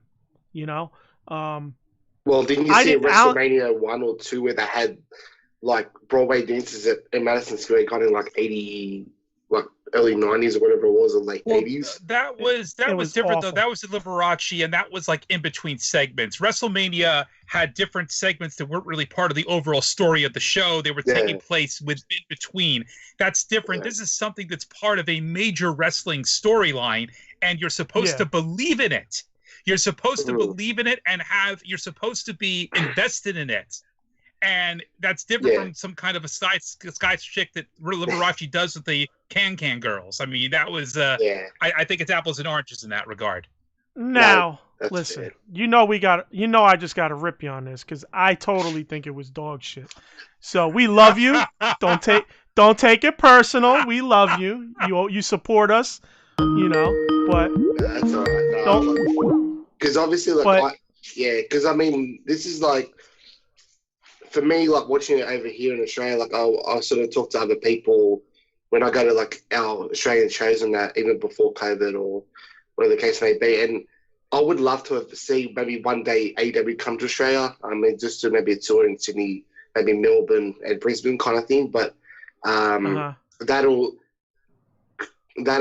sort of maybe, obviously once COVID's over, that should happen. But for me, looking outside from only seeing what's on Fight TV, because that's what we can see here. But I think AEW for me has sort of been a shining light for me as a wrestling fan. So, I mean, you might think, and the whole segment with MJF and Jericho didn't work, and obviously everyone's up for their own opinion on that. But for me not being able to watch wrestling for so many years because of what WWE's been doing for so many years, not how it used to be, and then you get this whole new fresh brand. We listen to fans, whatever. So I don't know. Like, it's sort of hard. Like, do they keep on going with this whole MJF in terms of him being like, I'm just going to be like an entertainer? Because I don't see him as an entertainer. I see him as a clean-cut promo guy of what he used to do in MLW, and obviously what he used to do on Twitter and Facebook. I think it's because of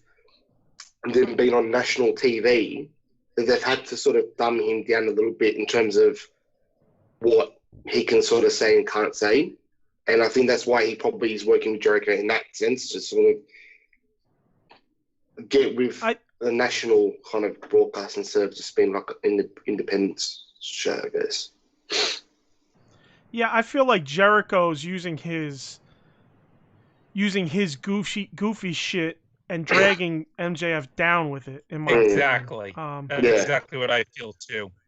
No, I agree. I think Jericho wants to work with MJF, but he should be working with him in a different capacity. I think this is obviously going to lead to a breakup of some sorts with Inner Circle, as they're going to have the town hall next week discussing, what they feel about MJF. Yeah. And we'll see where it goes, but I personally, for me, this is probably the worst thing I've ever seen in wrestling. Alan liked the beginning. I didn't even like the beginning, the one-upping each other with the state, because it's becoming that no you that they would do back and forth, and do you want to join order? Don't you want to? Do you? Maybe. Do you? Maybe. Do you? Like, it's becoming that, and it's like every time they get in a ring together, they do the same shit. Yeah. And it's goofy. Yeah. It's goofy shit, and it has me rethinking another 20 years of hiatus of wrestling. Like, I mean, that's how bad it was for me. I put it to the point where, like, I just wrote, they jumped the shark at this point. I put this, I I don't know. I just really, it just kind of killed me.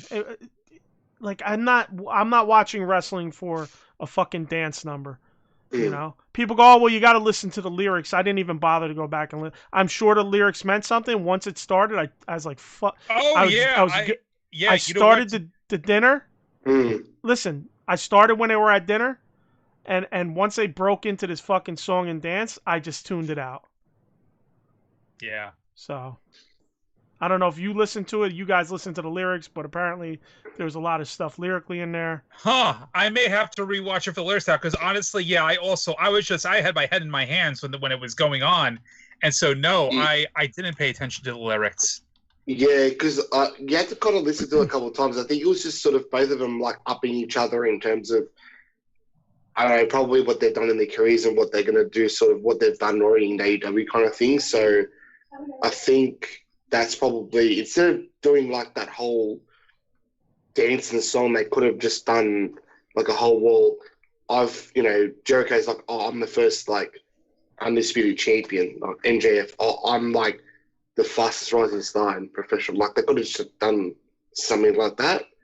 Because I know in the Talk of Jericho podcast about a week or two ago, he mentioned that MJF was meant to be in the original Inner Circle than what they've got now. Mm-hmm. So maybe that's what they're just trying to maybe see what he can do together. And it may develop into like a partnership. But obviously, where do you see like Hager? Where do you see Santana Ortiz? Obviously, Guevara's got his own kind of single side thing with Matt Hardy and what may happen in the future. But then you've got Wardlow. Like Wardlow probably on his own eventually. I think if he can do some promo work, I think he'll be fine. But yeah, I don't know. It's pretty funny. Like I enjoyed it because I like the comedy kind of side of things. But I don't know. It was something different. Like I've never seen that before. So I thought, look, just don't do it again. But it was pretty funny. Listen, not seeing something before is good if it's good and it works in wrestling. To me, this is something that we could have not seen and I'd have been fine with. Yeah. You have your opinion. Listen, that's your opinion. I'm heavily on my opinion. Alan obviously has his opinion, so I'm not going to eat you up. I really won't. Nah, but that's okay.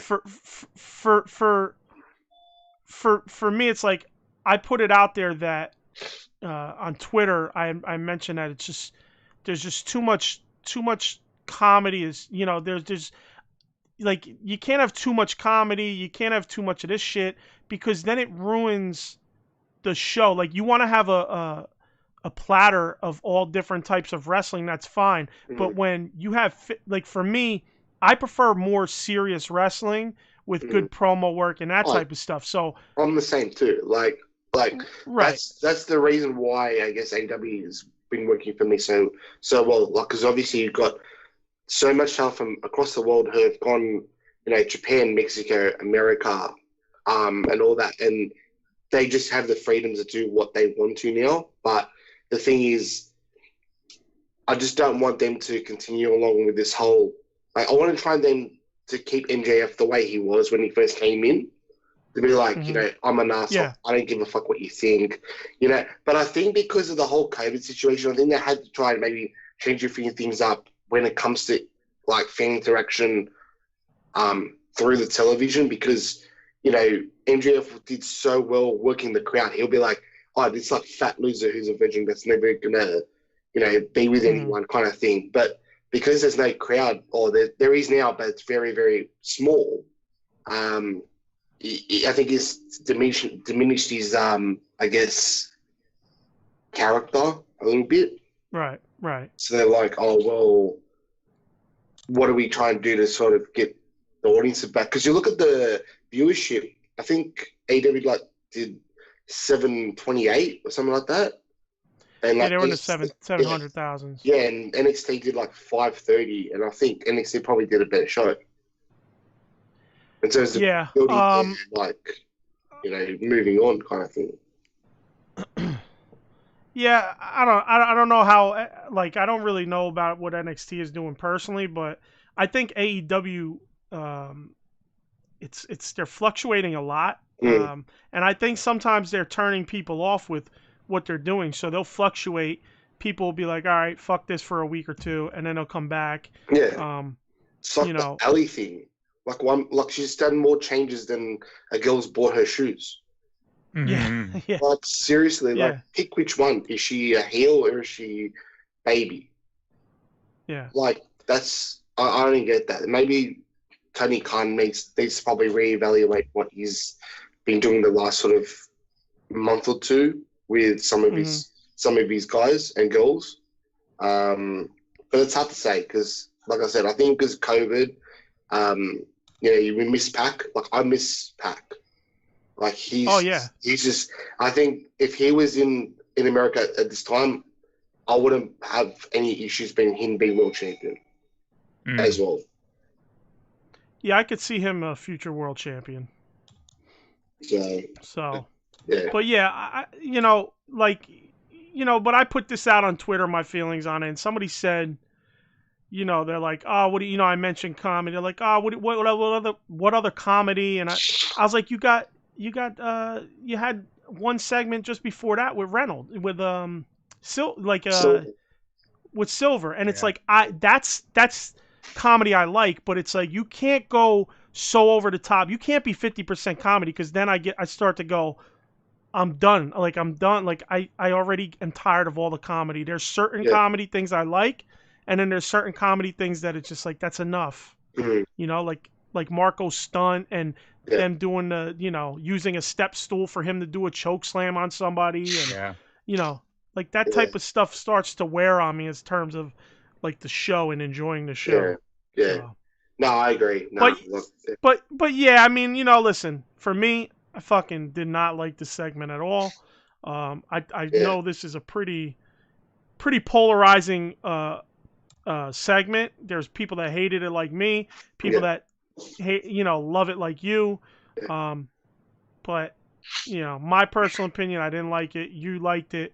I figured I'd give you your, love to have you on, obviously, to give your opinion on what you felt about it. And it was perfect timing. We were about to get into this, and you were like, hey, I'm free now, so that was perfect. So yeah, no, that's okay. But thanks for having me on the show. Like, obviously, the time difference is like a killer because, like, unless I start work early, then it's like Monday morning. It's like raining. It's like 16 degrees. Like it's like it's meant to be like warmer and all that, but it's crazy. But yeah. But hey, man, we thank you for we thank you, number one, for listening. Yeah. And thank you for joining us. You're our first official call-in. You know what I mean? Like we've had our friends on as guests, but you're our first official call-in. So shout out to you and thank you again for all the support. No worries. Take care. Love from Sydney, Australia. All right. Take care. Yeah. Take care, brother. Man. Thanks again. Have a good day, man. Bye. All right, later, brother.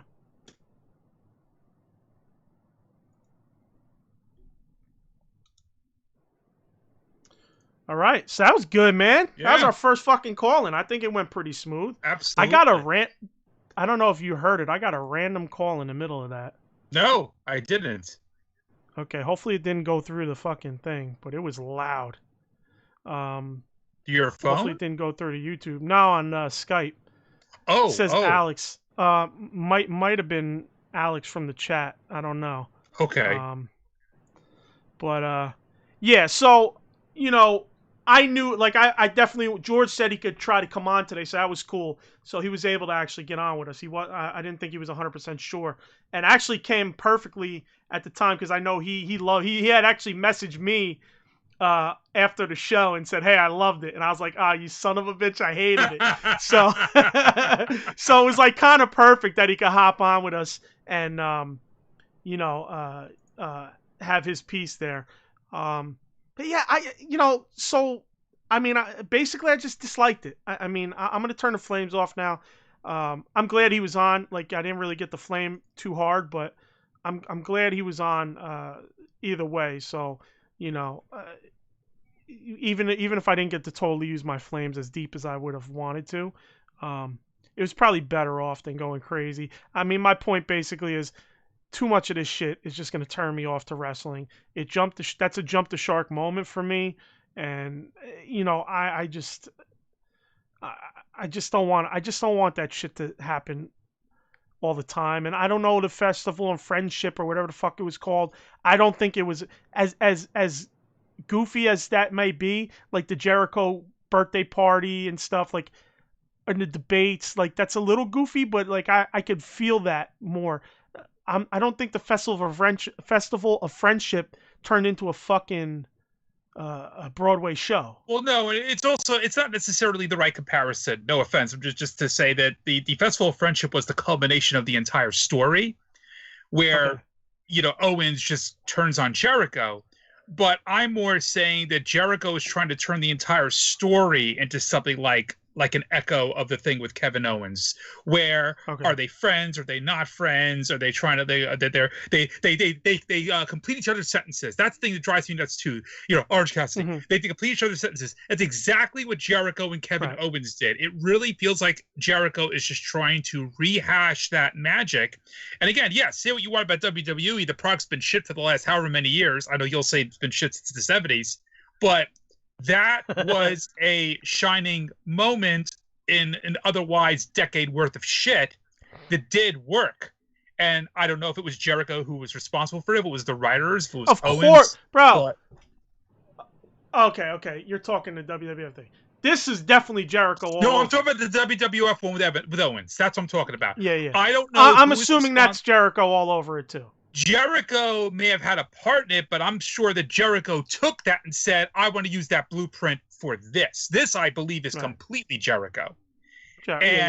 Unfortunately, I have to say that this has taken MJF down a good number of notches, in my opinion. I'm sure Kenny will disagree. Kenny's still saying MJF 2021. 2021, yeah. We'll see where MJF is by 2021. But this has taken him down. I think Chris Jericho is responsible for a character assassination here. He is responsible for a character assassination. I have to agree with you, man. It's just there's no reason for it, and there's no reason to drag this guy down to that level. If you're going to use this for flip Jericho, use him, but use him in a better manner. This obviously looks like it's going to be a way to flip Jericho. Like I said, I have a feeling some of Jericho's people are going to end up with MJF at the end of this. Yeah. And some of them aren't.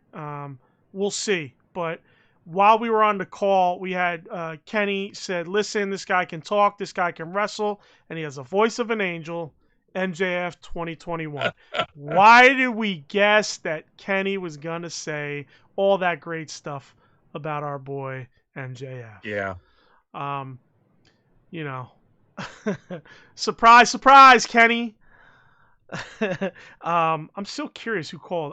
It's Alex, and I don't want to say the last name, but I'm thinking it might have been Alex from the chat. Is Alex still in the chat? Can he say if he tried calling in? No, he left. Oh, he did. Okay. Yeah. I'll have to hit him up on the side on Skype later. Okay. So we get Britt versus Kylan King. Match wasn't too bad, man. Yeah. Britt's getting better. She is getting better in the ring. It's just still a little too much setting each other up in the women's division. Yeah. There's still a lot of telegraphing. Just something that we're gonna have to fucking live with. Yeah. At this point, until they all get a little more seasoning and a little more work under their belts with each other. So we get Darby with Steve-O. We get the vignette. It's good that Steve-O will bring some eyes to AEW. That's a plus. But these Darby dump videos, wow. Darby stunt videos. Say it 3 times fast. Yeah, I don't know. I said Darby Dunt. I said Darby Dunt. I don't even know what the fuck Darby I'm saying. So Darby stunt videos, they don't do much for me. I mean, like, what are you doing? You're rolling off of you're dropping into a half pipe in a body bag. I mean, you got Steve-O there, man. One of the jackass guys. Excuse me. You don't think you could do something a little more interesting than that? Yeah. Yeah. Staple your nuts to Steve-O's head. I would have rather seen that. Kenny says that MJF burial was brutal. Yeah. I mean, what was your take, Kenny? I mean, what was your take on that? Yeah, I mean, I wish we had more time. I actually would like to maybe get Kenny on to talk about that too, because I'd love to know. And again, all due respect, Kenny, we know you love the guy, and here's the thing. Oh yeah. Yeah, I'll admit this more than anybody. If I'm a big fan of somebody, I will excuse a lot of faults because I will be blinded by my fandom for a lot of, you will very rarely find me saying anything bad about Randy Savage or Roddy Piper because I was such a huge fan of theirs back in the day. I understand it that when you are, you're dedicated and a devoted fan of somebody, it's going to be easy to excuse things. And again, I need to stress this. I really do feel this needs to be stressed.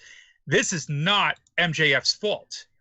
I am not blaming MJF for this. I don't think he's responsible for this. I do think that this is Jericho's fault, and I think it's Tony Khan's fault for letting it happen. I feel like MJF is a victim in this fucking scenario, in my opinion. Yeah. I mean, listen, Kenny, if you're around next week and you want to hop on, we could cut it into next week's thing. But we got one more match. We got one more match to go over. I got a lot of notes on it, but Allen's got to be out. He's got to be out pretty much at 5. So otherwise we'd bring you on right now. But if you do have some time next week, well, hit us in the chat, let us know. And Kenny says, if any segment can make you genuinely laugh, I'm gonna love it. Hardcore wrestling fan aside. Okay, gotcha. Yeah. So. All right, so now we get to the main event of this show. It's Private Party versus the Bucks versus Butcher and Blade versus Silver and Reynolds. Me reading that fucking matchup right there alone pissed me off. Yep. I got tired just hearing you say all the names. Yeah. My first note literally says, I like extra tan Matt. It makes him, it helps the heel gimmick. I think it helps the heel gimmick. He looked extra fucking tan. Keep it up. Keep the hair down. Keep extra tan, and it adds to your heel gimmick. I mean, because your emoting is very fucking bad. So you gotta fucking make it up somehow. During the commercial, so they're wrestling, whatever. They get into a commercial break, and during that, Sammy comes out and attacks Hardy, and then they brawl to the back or wherever the fuck they end up. Then we get John Silver. One of the keys in this match that I really liked was John Silver when he went on a chain attack. You know what I mean? He looked like a fucking like a Street Fighter character or whatever or whatever the fuck game where they just go on these attacks. It's like bang, bang, bang. They hit you with everything. Combo attacks. He hits one guy. Yeah, combo attacks. He hits one guy. He hits another guy. He goes. It looked great. It ran well. It did. And Silver's the man. I love Silver. He's one of the best things going in wrestling right now, for me. I'm not saying he's my favorite wrestler, but whenever I see Silver, I got a smile on my face in a good way. Yep. Not in the MJF and Jericho fucking dance off fucking way. So there came a spot in this match now, where Private Party were in there with Alex Reynolds, or it might have been Silver, or both of them were kind of there. I believe they had Private Party on the ropes, not literally, just on the fending off their attack, and then they get the upper hand on Reynolds. Reynolds is laid out in the middle. Both the Private Party guys go on each corner, to go off the top rope. I believe it was Cassidy goes for the leg drop, and Mark Quinn goes for a splash, I believe. I forget what he did, but yeah. When Cassidy hit Reynolds with the leg drop, he basically landed his full ass on Reynolds' head and knocked him dead out. Yeah. I don't know if you noticed it. He knocked him fucking out. They both roll off him and his hands up in the air, Dark Order style. Yeah. You know what I mean? Like, he was out, and he was out for a minute. So then we get Blade. I don't know if Blade noticed it. Blade just needed to tag in, or maybe he didn't notice it. So he drags him to the corner, reaches over, tags himself in, comes in. Reynolds is still laid there in that same spot that Blade dragged him. The ref looks at him a bunch of wrestlers look at him, and they're just doing their things around him, which is okay, I understand. But the ref at some point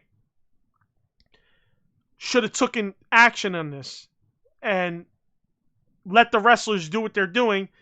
Call over the doctor or whatever, or X up the doctor, or even the Blade, I mean, honestly, should have yelled something to the doctor, like, hey, come check him out, or whatever. Or Butcher while he's standing there. I don't really remember how long Butcher was there. So they're wrestling around this guy. He's out cold. He's fucking out cold. Then he comes through. The doc, I don't think even came over. So he kind of comes through, and Nick Jackson hits a couple moves on him. He got up and could barely stand, and then he kind of got his footing. Nick Jackson throws him in the corner, gets up. I think he bulldogs him, and he kind of rolls over to the side, and that's when they kind of roll him the fuck out of the ring, and the doctor comes and looks at him. This is like an issue with me. This is a big fucking issue with me, where how many fucking times have we seen this now? This is the second time. I'm going to say second time. But 2 times within a month and a half, 2 months, where someone's been injured. I mean, obviously, Matt Hardy was way more serious. But you don't know. This could have been serious. He could have broke his neck when he got landed on like that. You don't know. Yeah. You got a 180-pound guy jumping on your neck from up top, full force. You could have broke your neck. He's dead out, obviously. He's not moving. So did he break his neck? Did he just get knocked out? Did he get knocked out and break his neck? So they don't even they're like pulling him, throwing him, rolling him. The ref's just looking at him like, oh, he's out. Doesn't even fucking make a move to try to help him. The doctor doesn't come till after he's come to, had some moves done on him, and then pushed to the side of the ring. What the fuck are we doing? Like, what the fuck are we doing for real? Yeah. This is we keep talking about this all the time, that there's no thought given to the production, to the ring work, to how the refs are involved. It's a mess, and it becomes more so when you have these multi-man matches. Multi-team matches, in this case. It's not something they do well at all. And guess what my next note is? Yeah. Let me see if I could... I like that. God, I hate these matches. I hate multi-fucking-man matches. Yeah. Sorry for the pause. During the live stream here, I just showed my notes to the camera. It just fucking... yeah, I hate them. I fucking hate them, They don't want to make it obvious. They want to give a reason for the Bucks to win and get in it as a title match. So, but, you could do it other ways. Did you want to finish? I cut you off after showing my thing. No, it's fine. It's fine. Okay, because I have another quick. Yeah, I feel like I made my point. Things. Okay, so I apologize. I cut you off a lot and I talk a lot. So, Matt Jackson's movements and emoting is awful. I mean, it sucks so bad, bro. Yeah, it is. I mean, his movements, he's got this like deliberate pacing, this awful pace that he does, like almost like a tantrum, but he's trying to throw a pace. He's trying to pace, but he's like moving his arms like a tantrum. I don't know. It's weird. It just looks bad, man. And like that, maybe that's one of the reasons I'm like fucking falling out of interest with the Bucks. That, and they just don't portray things very well, like that they want to. It's true. And again, that goes to emoting and the way they talk, etc. I mean, I love being the Elite. I'm not gonna lie. It's but I like them in that sense. But God, I'm just not feeling them. They're not grabbing me as a wrestling fan and saying, they're in my mind. I'm not going. I'm a big fucking fan of these guys. we did have thoughts that they would lose. I wish they did, Yes. but they didn't. They actually won this match. The Bucks won. Yeah. It would have been better if he kept them from FTR for a while. Just my thought. I mean, that's my opinion. I think it tells a better story. It tells a more, it's almost like the Bucks were on the precipice and they didn't win. They didn't lose because they didn't take the pin, but they didn't win. Right. And that would have made the story that much more compelling. So anyway, they win. FTR comes out, offers up some beers. The Bucks slap the beers. Up from behind comes a masked guy with a chair. Whaps one of the Bucks. I forget which one. I should have took note. The other one gets attacked by one of the FTR characters. I forget again. I didn't take a note of who did what. I mean, technically, it doesn't really matter who did what. So then they go. We're wondering who the masked guy is. They had me. I was like, shit, is this a new guy? I was like, this is great. They had me. So then the masked guy gets up on the second rope, and they throw one of the Bucks up in a spike pile driver, and boom, off comes the mask after the spike pile driver, and it's Tully. And I was like, oh shit, Tully hit the spike pile driver. That's great. I don't remember Tully really getting physically involved in the matches prior to this in a wrestling type of way. That's you know what I mean? Like we've seen Arn do the spine buster, blah, blah, blah. So that was pretty cool. Then they take the chair, put it over the leg of, was it Matt? It was Matt. Matt. And they come off the top onto the chair. They hold them down, break, hurt the leg. I have a feeling that this is kind of a roundabout way. I guess it adds a little more to it. I was almost saying then what was the point of having them win the match? But I have a feeling this might keep them out of the match at the pay-per-view against FTR. They say Matt Jackson has a broken leg. He can't go. Yeah, or they'll just replace him with Sonny Kiss. You motherfucker. I went to go into this whole thing and you just fucking swerved me. Sorry. Oh, you popped me like a motherfucker. Holy shit. That was good. That was fucking good. Oh, man. Jesus Christ. So I can see them using this as a way, though, seriously, to keep the Bucks away from FTR again. They won. It's a little different, and it plays better that they won and FTR broke the leg, and now they don't get that shot because they broke the leg. You know what I mean? Or fractured whatever. You can't say broke the leg. They'll be out for fucking a year.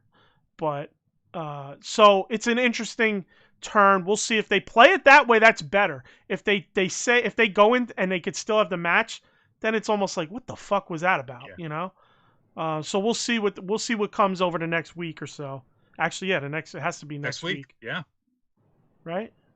Next week. No, they got another week. We'll see what comes over the next 2 weeks with it. So I'm assuming they'll probably hash that out next week. Yeah, there's 2 more shows before the pay-per-view. Yeah. There's no way they'll wait 2 weeks from now to be like, yeah, he broke his leg. Correct. They almost have to say it this coming week. Correct. So, I mean, I don't really have anything else. No, me neither. Do you have anything you want to say on this match, the ending? No, you covered the majority of it, and I think I interjected, basically say how I thought that, yeah, this is just, it always feels like a mess when you've got these multiple teams. 100%.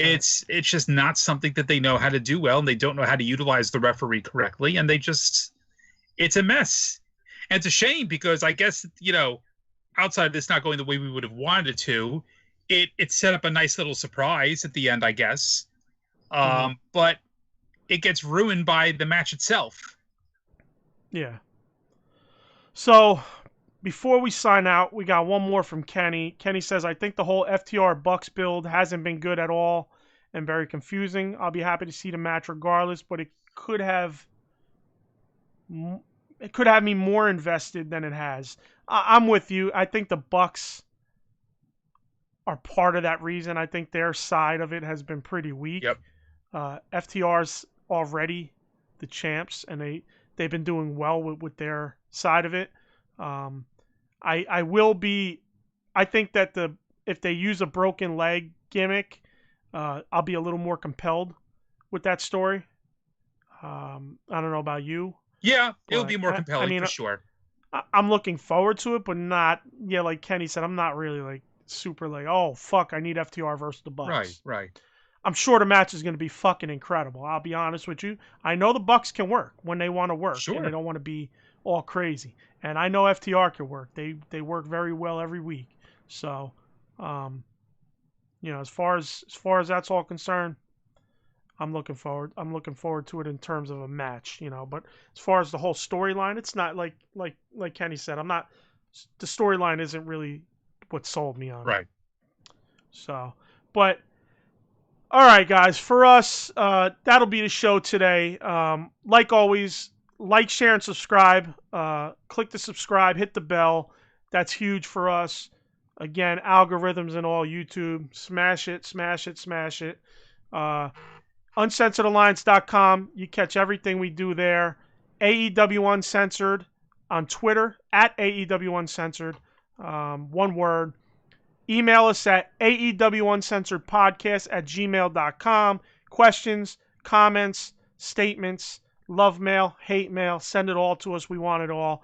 Facebook, AEW Uncensored Podcast. We have a page and a group. Like the page, join the group. All third-party apps for podcasting you could catch us on. Just type in AEW Uncensored Podcast and we will pop up. You can get us on Google Podcasts, Deezer, TuneIn, Stitcher, iHeart Radio, and iTunes. Please, if you listen and you love us, you hate us, rate us. Whatever it takes on iTunes. That's going to help us big time. It's just like with the YouTube, with the like, share, and subscribe and hitting that bell. The algorithms are huge for us. So on iTunes, rate us. Write us a review, whether it's a 1-star or a 5-star. Let everybody know how you feel. While you're there, subscribe to us on there as well. Even if you listen to us on a third-party app. You're already there. Subscribe to us on there. It's not going to hurt anything, even if you never listen to us on iTunes or Apple Podcast app or whatever. That's all that's helpful. As always, you want to join the show like George did today for the first time. Send me a message on Skype, link in the description. And we'll bring you in from that whenever you got some time or when we take calls or whatever. So that is in the description of the podcast, and that is in the description of our YouTube videos. So you can find it there. And as always, everything's at uncensoredalliance.com. Thank you again. Shout out to George for joining us, our very first calling guest. Our boy Kenny in the chat. Shout out to you. Our boy Alex. And our boy Skylar. Skylar killing it. Thank you so much for your reviews. And thank you so much for joining us every week and contributing. Same with, Kenny's been here since pretty much day one. So shout out to Kenny as always. Just shouted him out twice. So Kenny, I can't shout you out enough. Jimmy, get better. I think he's laid up in the hospital. Oh, really? I believe, unless I just read it wrong. Or maybe not in the hospital, maybe he's just at the doctor. So he said the VA. So, oh, wow. Yeah, he said he's laid up in the VA right now. Shoot. So shout out to you. Yeah. Shout out to you, Jimmy. We love you, brother. Get better. Shoot you a message soon. But everybody who listens, we love you guys. Thank you so much. We're glad you tune in weekly for us. And till next week. Peace. Peace out. Peace.